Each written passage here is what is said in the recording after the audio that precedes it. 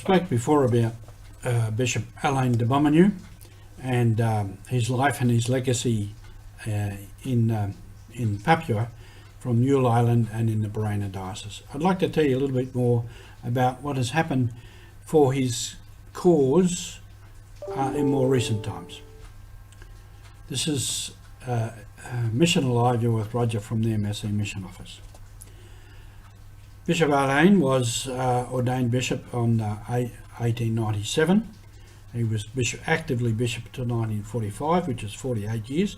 So he's 48 years of bishop of the vicariate and then the diocese. He lived on in retirement for another 8 years, so he was bishop for 56 years. And after his retirement, he was made emeritus bishop, archbishop.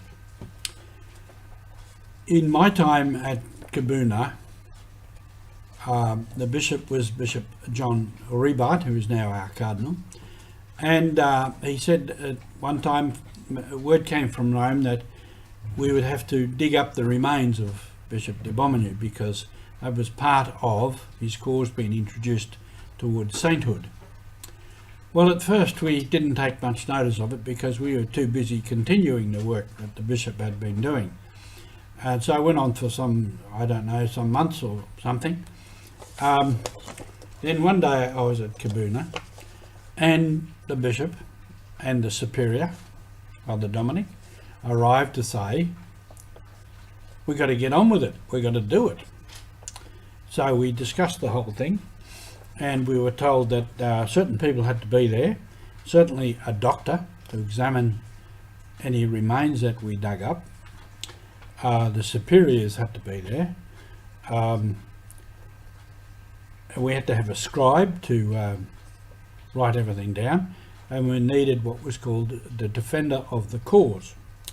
So all this is very complicated. Anyway, since I was at Kabuna, I undertook to prepare the site and the arrangements for accommodation. So I did, and normally Kabuna is a very wet place. So I thought, well, we're going to dig up this grave, and that was called officially the exhumation. And I thought that was too big a word for the local people, so I explained it all to them and told them it was called the digging up.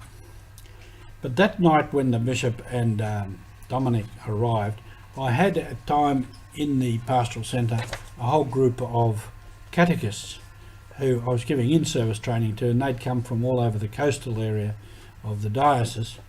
So I said, let's go over and explain the whole thing to them and they can take the word home to their people. So we did that, and so I assembled the catechists. Bishop and Dominic came, and as we were starting to explain what was going to happen, a bird flew into the room full of people and perched up on one of the rafters. Now, to get into that room, there was the room, and outside there was a veranda on each side. The bird would have to come under the veranda, through the door and up to this rafter. And everybody was just amazed. And it stopped us all for a while. And I found out afterwards from one of the catechists, they said, Father, that bird never flies around at night. Never flies around at night.